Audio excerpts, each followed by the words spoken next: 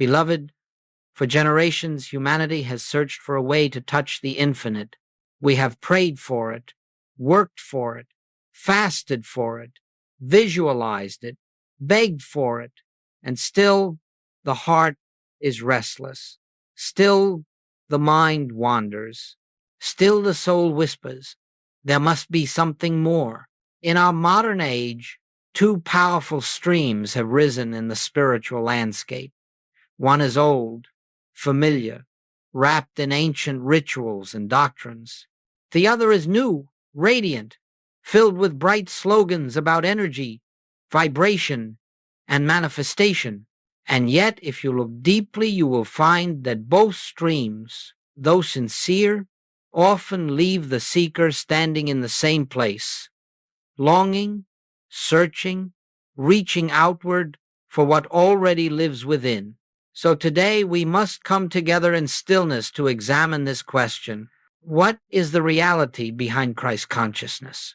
Not as the world defines it, not as religion frames it, not as modern spirituality markets it, but as the infinite revealed it to those who are ready to hear.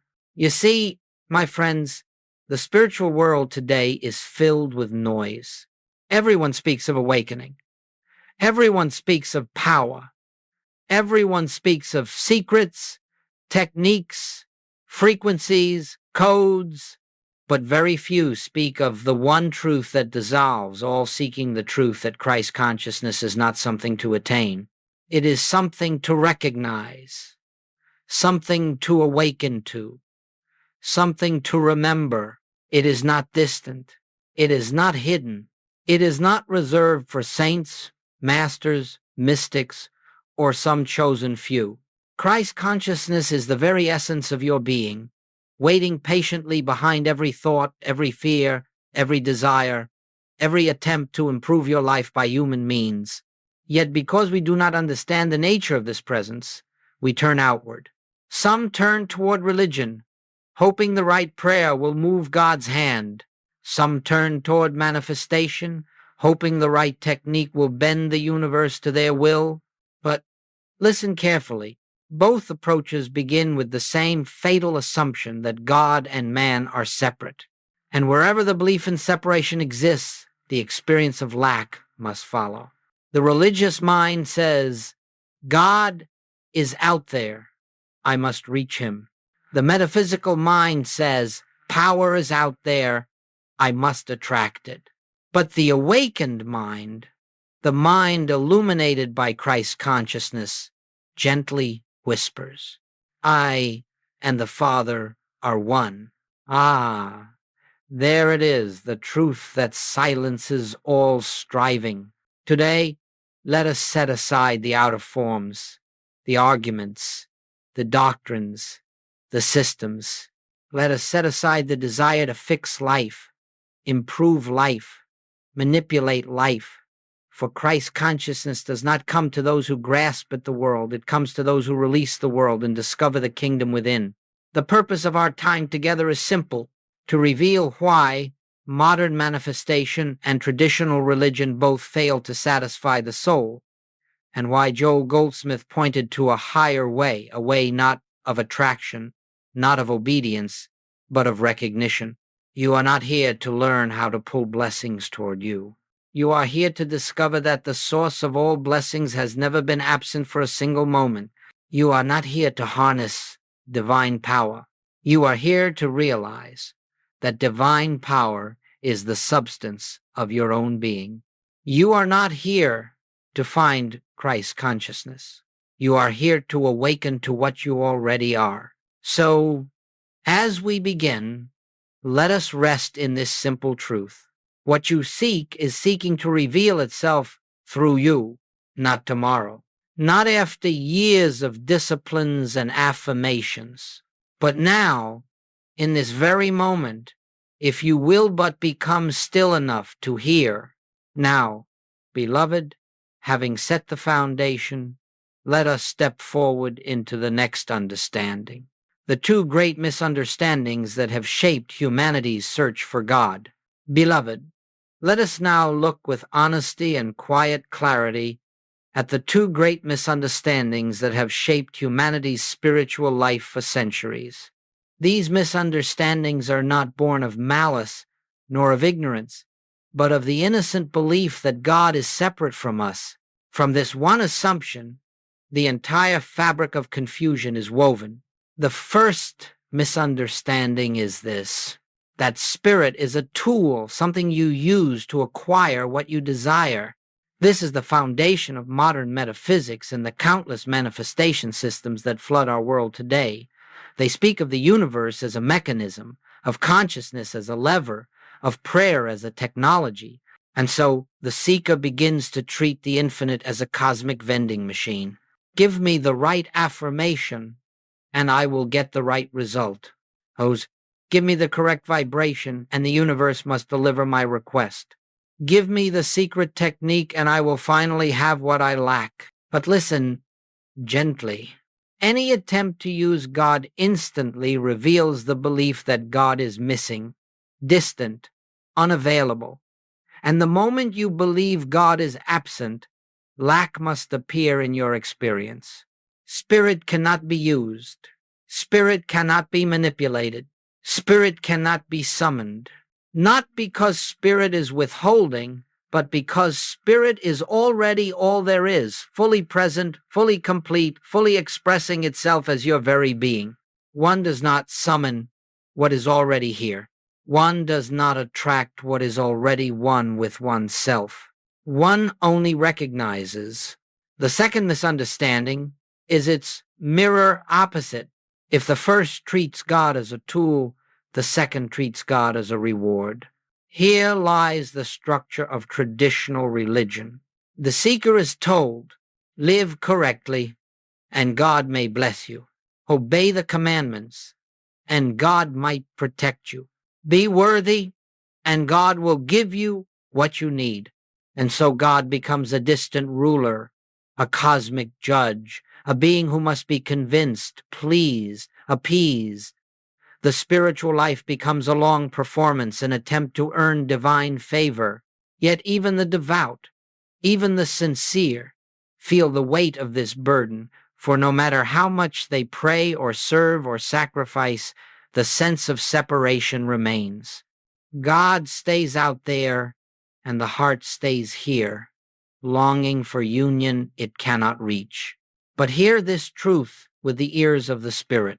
God does not reward you for goodness. God expresses as your goodness. God does not give you peace. God is the peace within you. God does not send you supply. God is the source living as your very being. What need is there to earn what you already are? Both misunderstandings, though opposite in form, share a single root. Both say, I am here and God is somewhere else. The metaphysician says God is a force to attract. The religionist says God is a power to obey. But the awakened soul, the soul touched by Christ's consciousness, knows God is the life I am living. God is the mind I am thinking. God is the substance I am being. There is no separation to bridge, no distance to overcome, no technique to employ, and no reward to earn. And here lies the heart of our journey. Until this fundamental error is seen, the seeker will remain trapped either in the restless chase for manifestation or in the weary struggle for divine approval. But when the truth of oneness is recognized, even faintly, all seeking begins to dissolve like mist. Before the sun, the soul rests. The mind becomes still. And the presence within announces itself as the only reality. Let us now continue to the next and deeper revelation, what Christ's consciousness truly is and why it ends all separation once understood. Beloved, having seen the two misunderstandings that keep the seeker wandering in circles, using God as a tool or striving for God as a reward, we can now come to the heart of the matter. For unless we know what Christ's consciousness is, we cannot understand why both religion and manifestation fall short of the soul's deepest longing. Christ consciousness is not a higher self you must climb up to meet. It is not a new vibration you must learn to hold. It is not a mystical dimension somewhere above this world. It is not a special power given to holy men or advanced practitioners. Christ consciousness is the simple, direct, present knowing that God and you are not two. It is the end of the belief in separation. This is all, and this is everything. It is the awareness, quiet, unforced, and unmistakable, that the very life living you is the infinite life itself. It is the recognition that the intelligence which beats your heart, moves your breath, forms your thoughts, and sustains your existence is the same intelligence that formed the worlds, not similar to it, not inspired by it, one with it. When Jesus said, "I and the Father are one," he was not describing a privilege. He was revealing a principle that applies to every soul, in every age, in every place. The truth he spoke was not about himself alone. It was about the nature of consciousness itself. Christ consciousness is the moment you realize that the kingdom of God is not a distant realm, a future reward, or a mystical location. It is the awareness of the divine presence already functioning as your very being. This recognition changes everything, not by adding something new to you, but by removing the illusion of separation. It is not emotional. It is not dramatic. Often, it is quiet, so quiet you may think nothing happened. It comes not with fireworks, but with stillness, not with sensation, but with understanding, not with excitement, but with peace. You begin to sense, perhaps for the first time, that God is not out there sending good to you. God is the good, the supply, the harmony, the peace that is already present within consciousness. You discover that you do not live your life alone. You discover that the guidance you sought, the answers you begged for, the support you prayed to receive, all of it was already within you, hidden only by the belief that you were a separate being struggling your way through a difficult world. Christ consciousness dissolves this dream. You do not become divine. You recognize that divinity has always been the truth of your being. You do not ascend into a higher state. You awaken from the lower one. You do not unite with God. You realize you were never separated in the first place. This realization does not come through effort. It does not come through deserving. It does not come through practice. It comes through recognition of what is already so. And here is the miracle. When the sense of separation dissolves within you, the world begins to reflect that inner unity. Harmony appears where conflict once lived. Healing unfolds where fear once ruled. Supply flows where lack once gripped the mind. Relationships soften, burdens lift, and life begins to move with a grace that cannot be explained by human reasoning. Why? Because the outer is always the shadow of the inner. And when the inner knows its oneness with the infinite, the outer reorganizes to match the truth now realized. So let us step gently, reverently, into the next part of our journey, examining why the popular New Age manifestation teachings fail to bring lasting peace, and why they keep the soul trapped in the illusion of separation. Beloved, now that we have seen the nature of Christ consciousness as the end of separation, let us gently turn our attention to the path so many sincere seekers travel today, the path of manifestation. Let us approach this not with judgment, not with criticism, but with compassion.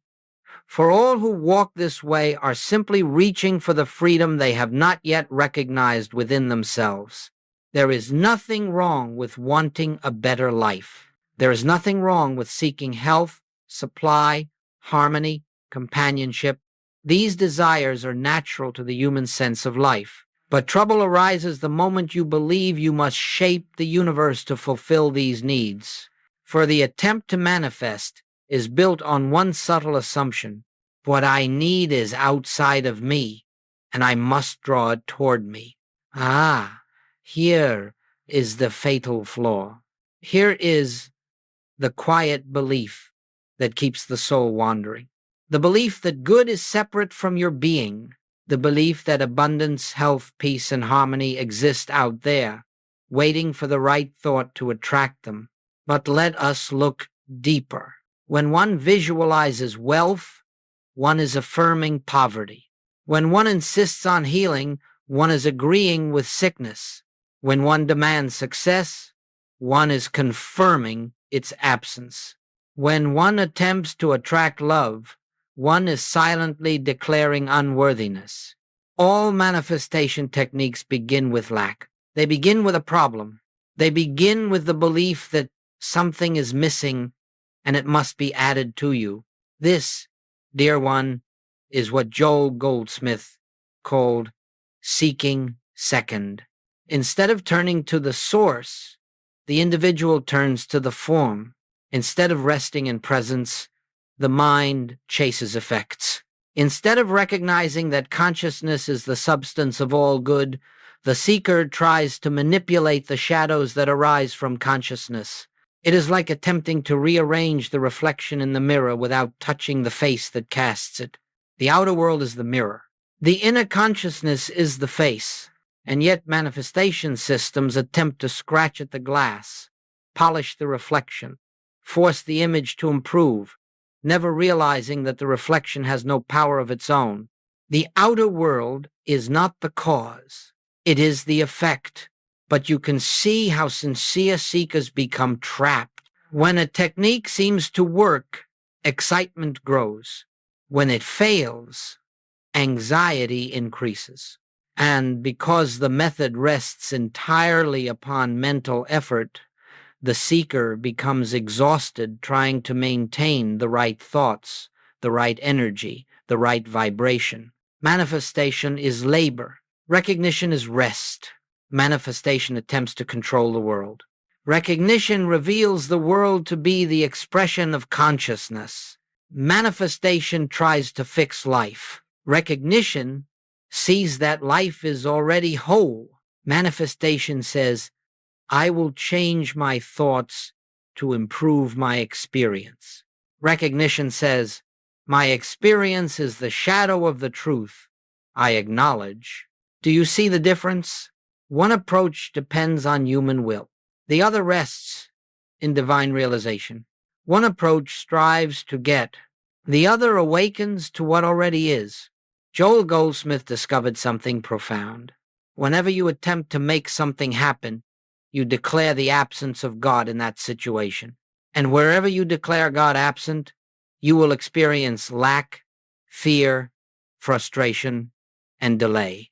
Not because God punishes you, not because the universe rejects you, but because you are unknowingly denying the truth of your own being. Spiritual supply does not come through attraction. It is revealed through recognition. Healing does not come through force. It unfolds when the illusion of separation dissolves. Harmony does not come through mental manipulation. It appears when the mind rests in presence. And so, beloved, the entire structure of manifestation collapses under the weight of its first assumption, that the good you seek is separate from you.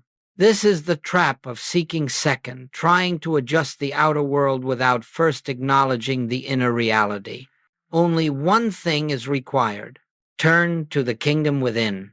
Recognize the presence. Rest in the truth of oneness. Then watch as the outer world quietly arranges itself according to the inner knowing. To understand this fully, we must now examine the other side of the coin.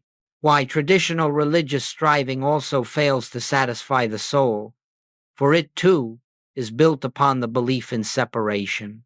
Beloved, having seen why modern manifestation fails the soul, let us look now at the other path humanity has walked for centuries, the path of traditional religion. And again, let us look with compassion. For those who turn to religion do so out of sincere longing, sincere devotion, sincere desire to know God. Their hearts are earnest. Their intentions are pure. But sincerity alone cannot dissolve an illusion. Devotion alone cannot heal a fundamental misunderstanding. And tradition, no matter how ancient or revered, cannot make separation true. The religious seeker has been taught for generations that God is a being outside of themselves, a father in the sky, watching, judging, rewarding, withholding, a God who must be pleased, a God who must be obeyed, a God who may intervene if one prays hard enough, believes strongly enough, sacrifices deeply enough. So the seeker lives with a constant inner tension, a quiet fear, an unspoken question. Am I worthy? Am I good enough? Have I done enough to earn God's blessing? This is not spiritual living. This is spiritual striving. The religious mind imagines God as distant, separate, beyond reach, and therefore it lives as a beggar, hoping, pleading, bargaining. Lord, hear my prayer. Lord, send your healing. Lord, give me strength. But listen gently, my friend. The moment you ask God to come to you, you have denied the truth that God is already within you. The moment you pray to an external deity, you have forgotten the one who is living your very breath. The moment you imagine yourself apart from the divine, you create a gulf that no amount of devotion can bridge. For devotion, no matter how sincere, cannot unite what is already one. It can only delay the recognition. Traditional religion places the seeker under a burden, the burden of spiritual performance, the burden of trying to earn what already belongs to them, the burden of praying to a God who has never been absent. It is a heavy load. It wears down the mind. It exhausts the heart. And yet, even the most faithful often find that their prayers echo back in silence, not because God is withholding, but because the prayer begins with the false belief that God is somewhere else. Joel Goldsmith discovered the liberating truth. God is not a reward for obedience. God is the substance of your being. You cannot earn what you already are. You cannot persuade the presence. You cannot convince the infinite. You can only awaken to it. The kingdom of God is not reached through striving. It is revealed through stillness, through recognition, through the gentle inner knowing that I and the Father are one. Until this truth dawns, the sincere religious seeker remains outside the gates of a kingdom that is not locked merely unseen. And so both paths, the modern metaphysical path and the ancient religious path, share one root error: the belief that God and man are separate. One tries to use God, the other tries to please God, but both affirm distance, both affirm absence, both affirm a separation that exists only in the human mind, and thus neither can bring the peace, the healing, the supply, the guidance that the soul seeks. For these do not come through reaching outward. They flow naturally when one turns inward and recognizes the presence already living as themselves. Now that we have seen the limitations of both extremes, we may step into the true heart of this teaching. The radical middle way Joel Goldsmith revealed. The way of recognition, not manipulation. The way of oneness realized, not oneness attained. Beloved, having seen why both the path of manifestation and the path of religious striving fail the seeker, let us now turn toward the true spiritual way, the way Joel Goldsmith lived, taught, demonstrated, and proved. It is not the way of effort. It is not the way of techniques. It is not the way of belief. It is the way of recognition. Recognition is the turning point. It is the moment the heart stops reaching outward and begins to awaken inward. It is the moment the mind stops grasping and begins resting. It is the moment the soul hears a quiet truth and knows, perhaps for the first time, the entire spiritual journey has been an illusion because I have never been separate from God. What makes this path radical is not that it is new. It is radical because it removes every structure the ego depends upon. The structure of control, the structure of effort, the structure of achieving, the structure of deserving. All of that dissolves in the light of recognition. For recognition does not say, God will bless me if I do this or believe that. Recognition does not say, I will manifest my good when I learn the right formula. Recognition says simply, God already is, and because God is, all that concerns my life is already fulfilled within the One. This is not a philosophy. This is a state of consciousness. This is the inner doorway to Christ, awareness. Joel never taught people how to manipulate the world. He taught them how to see that the world has no power in and of itself. He never taught people how to attract things. He taught them how to recognize that all supply flows from the infinite that is already within. He never taught people how to get healing. He taught them how to see that wholeness is the nature of spiritual being. This is why he said, you cannot use God, for God is not an object. God is the subject, the very subject of all life, all activity, all expression. And this is why he also said, you cannot bring God to a situation, for God is not outside of anything. God is the reality of everything. Yes, beloved, this is a radical idea. It strips away the comfort of human control and replaces it with something far more powerful, divine assurance. In the way of recognition, you do not declare truth to make it true. You declare truth because it is true. You do not affirm good to make good appear. You acknowledge good because good is the nature of God, and God is the nature of you. You do not visualize perfection to attract it. You rest in perfection because it is the eternal condition of your being. Recognition is a seeing. Recognition is an unveiling. Recognition is an inner opening through which the presence announces itself, sometimes softly, sometimes suddenly, but always unmistakably. And what does this recognition reveal?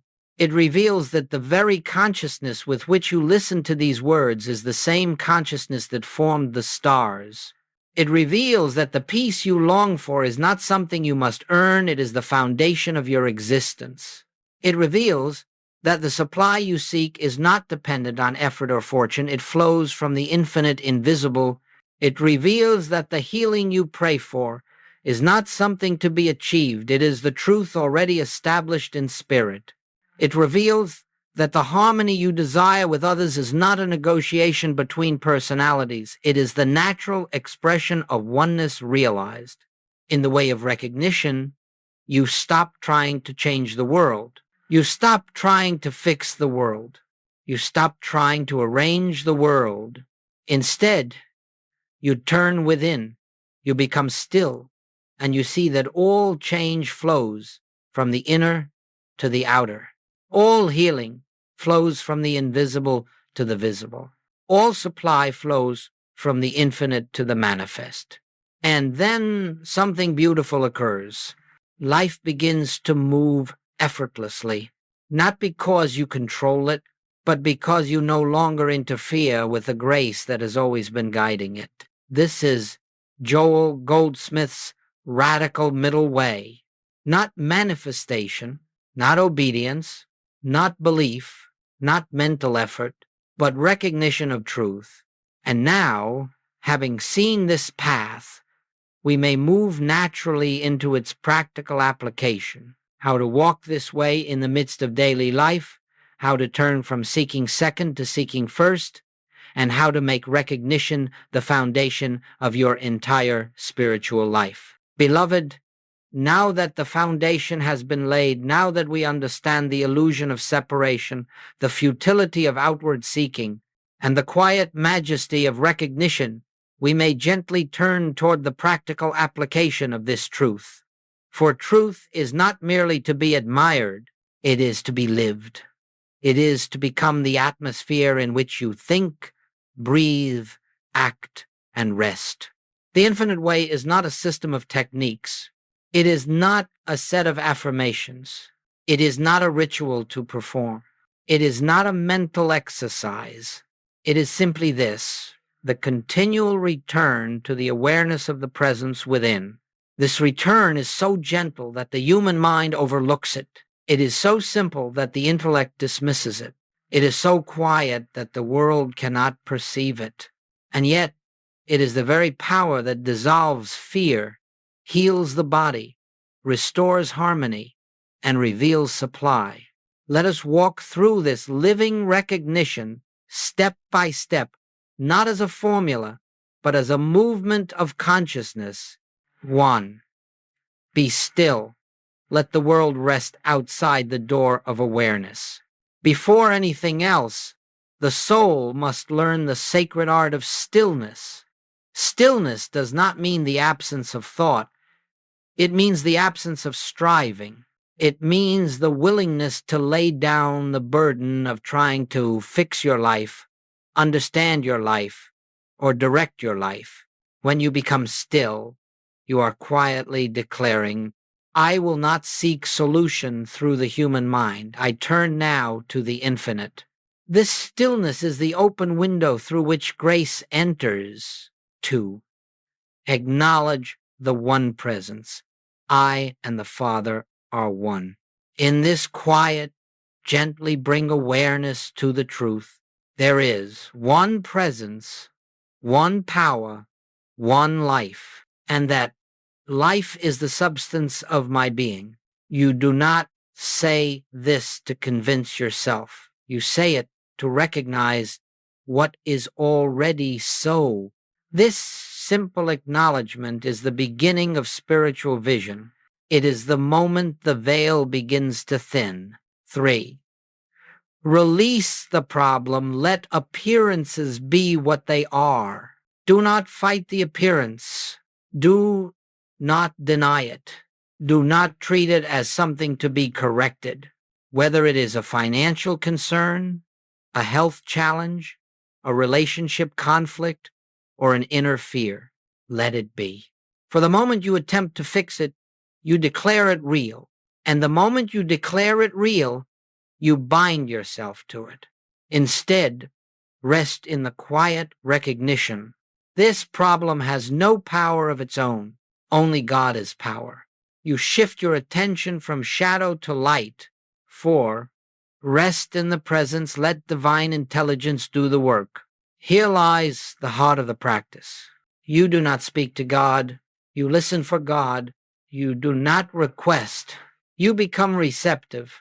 You sit in the silence, not trying to think truth, but allowing truth to reveal itself. You rest without strain in the awareness that there is an infinite presence always functioning as your life. This is the practice of the presence, not effort, not concentration, not manipulation, but resting in what already is. 5. Wait for the inner shift, the softening, the opening, the knowing. At first, you may feel nothing. This is normal. For years, the mind has been conditioned to solve problems by force, to seek outward, to fear. But if you persist gently, repeatedly, faithfully, something will happen. Perhaps subtle at first, perhaps unmistakable later. A softening, a peace that has no cause, a quiet joy, a sense of assurance that does not depend on circumstances. This inner shift is the evidence of recognition.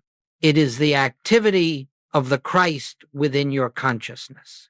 It is the presence announcing itself. 6. Let action flow from stillness, not from fear. When the stillness has touched you, when that inner peace has dawned even faintly, you may return to the world of activity, not as one seeking solutions, but as one guided. Often you will know exactly what to do. Sometimes you will do nothing. Sometimes the situation resolves itself without any action from you. Grace works without your interference. Grace is the divine activity already present in consciousness. You are not creating harmony. You are witnessing it. 7. Return often make recognition your spiritual home. This is not a one-time event. This is a way of being. You return throughout the day, in moments of quiet, in pauses between tasks, in the midst of challenges, before decisions, after victories, during sorrows. You return again and again to the presence. And with each return, the illusion of separation dissolves a little more. With each return, the false self fades. With each return, the Christ within becomes your identity, your refuge, your guiding light. Beloved, this is the practical method. Not to manifest, not to force, not to manipulate, but to recognize truth. It is simple, it is gentle, it is immediate, and it brings a transformation no technique can produce. Now that we have seen how to practice recognition, we may proceed naturally into the fruit of this practice. What happens when you stop using God and begin living from God, when grace becomes the governing principle of your life? Beloved, once the practice of recognition becomes the atmosphere of your being, once you cease reaching for God and begin resting in God, you will witness a transformation so natural, so quiet, so unforced, that you may not at first realize its magnitude. For grace does not enter with noise, it does not enter with drama. Grace appears the way dawn appears, not through effort, but through inevitability. Let us look gently at the fruits of this shift, not as promises, not as rewards, not as goals, but as the natural outworking of the divine presence realized. 1. Peace becomes your foundation, not your desire. In the life of the seeker, peace is something chaste. It is often conditional, dependent on health, on money, on relationships, on circumstances, behaving as the mind prefers. But when you stop using God and begin living from God, something profound happens. Peace becomes the atmosphere you live in. This peace is not the absence of difficulty. It is the presence that dissolves the weight of difficulty. It is a stillness untouched by outer events. It is the quiet realization that nothing real can be threatened because God is the essence of your being. Peace does not come, peace is revealed. 2. Harmony appears where struggle once stood. When the mind is filled with fear and striving, even simple tasks feel heavy. When the mind rests in presence, harmony unfolds of its own accord. You will notice relationships softening, not because others have changed, but because you are no longer meeting them with the ego's weapons of fear, judgment, or expectation. You will notice cooperation appearing effortlessly. You will notice the right people entering your life at the right time. You will notice that problems which once seemed immovable dissolve with surprising ease. This is not coincidence. This is not luck. This is the reflection of inner harmony. 3. Supply flows without anxiety or strain. When you live as a separate self, supply feels fragile. You depend on the world to give you what you need. You fear that what you have can be taken away. You try to control the channels. But when you recognize God as the substance of your being, supply reveals itself as an infinite, ever-present, ever-unfolding expression of the One. You stop depending on persons or circumstances. You no longer pursue opportunities, they come. You no longer cling to channels, they open.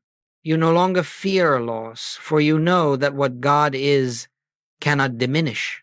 Joel Goldsmith often said, "Supply is not something God sends. Supply is the activity of God revealing itself."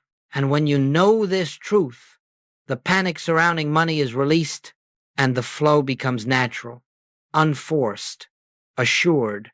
4. Healing occurs as the recognition of wholeness. In the old way, one seeks to remove illness. In the new way, one recognizes the impossibility of a sick spirit. Healing becomes the byproduct of realization, not the goal of prayer. The moment you stop fighting the body and begin recognizing the perfection of the one life living as you, the tension that sustains the condition dissolves. The fear that feeds the condition weakens. The belief in two powers, good and evil, fades, and healing unfolds naturally, gently, securely, not always dramatically, not always instantly, but always truly. 5. Guidance becomes inner knowing, not outer seeking.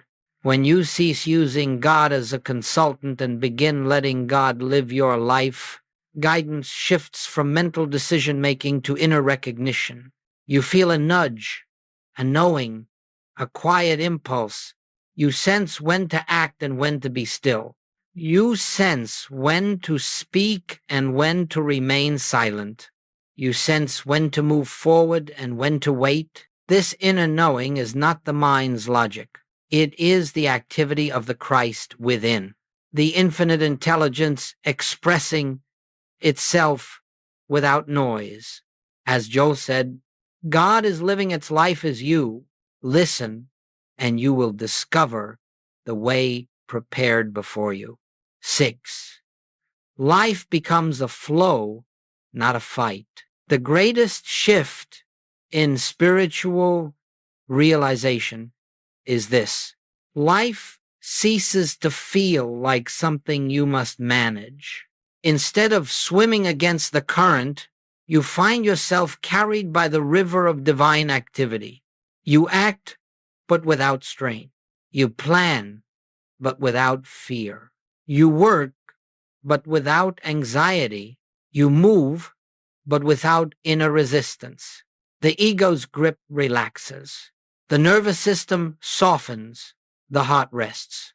And you discover that the presence you sought to use has always been the presence that carries you. This is the fruit of recognition. This is the life lived from God, not toward God, not trying to reach God, but resting in God as the foundation of being. Beloved, once this shift begins, once you stop calling on God and begin recognizing God, every corner of your life becomes illuminated with grace. And now, having seen the results of this transformation, we may move toward the natural conclusion of our journey, the closing realization that living from God is the essence of Christ consciousness itself. Beloved, as we bring this journey to a close, let us return to the very place where all true journeys begin, not in the world, not in the mind, not in the seeking, but in the quiet chamber of the heart where the infinite resides. For everything we have spoken, everything we have contemplated, everything that is stirred within you in these past moments has been pointing to one truth. You have never been separate from God, not for a second, not by a thought, not by a mistake, not by a fear, not by a lifetime. The presence you have sought is the presence that has been living you. And so, as this message comes to its conclusion, your spiritual journey does not conclude.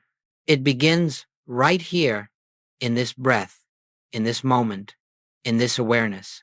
Let us gather the essence of what we have discovered. 1.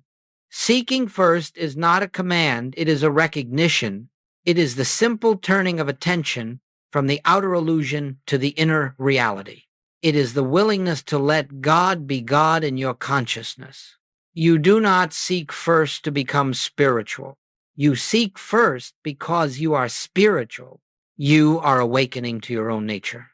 2. The presence within is the only source, power, and life. You need not convince it. You need not petition it. You need not move it. You have only to recognize it. And in that recognition, everything unfolds as it must. 3. Life unfolds gracefully when you stop interfering, when the personal will relaxes, when the anxious mind softens, when the grasping ceases. The activity of the Christ becomes visible, not because you have achieved something, but because you have ceased obscuring what has always been true. 4. The spiritual path is not about improvement, it is about revelation. You are not perfecting a human being. You are unveiling the infinite being that has been hidden beneath fear, conditioning, and belief. The kingdom is not reached, it is revealed. 5. The practice is beautifully simple. Be still. Acknowledge the presence. Release appearances. Rest in the silence. Let action arise from inner knowing. This silence, this recognition, this awareness is the doorway to the kingdom. As Joel often said, we are not seeking to bring God into our experience. We are seeking to recognize that God is the essence of our experience. 6. You walk forward, not toward God, but from God. Every step you take after this moment is taken as one who knows. I live, yet not I. The presence lives itself as me. This is the beginning of effortless living. This is the foundation of spiritual realization. This is the heart of the Christ consciousness. Beloved, as we part from these spoken words, let us not part from the awareness awakened within them. Let there be a moment, just a breath, where you turn inward now, quietly, gently, sincerely, and recognize the kingdom of God is here. The presence is here. The I, the life, the love, the one is here in you as you now carry this awareness with you. Return to it often. Let it become your resting place, your refuge, your identity. And as you do, everything that once felt separate will dissolve into oneness. Everything that once felt heavy will lift. Everything that once felt uncertain will become clear. This is the gift. This is the truth. This is the way. Blessings, beloved. Rest now in the presence that has never left you.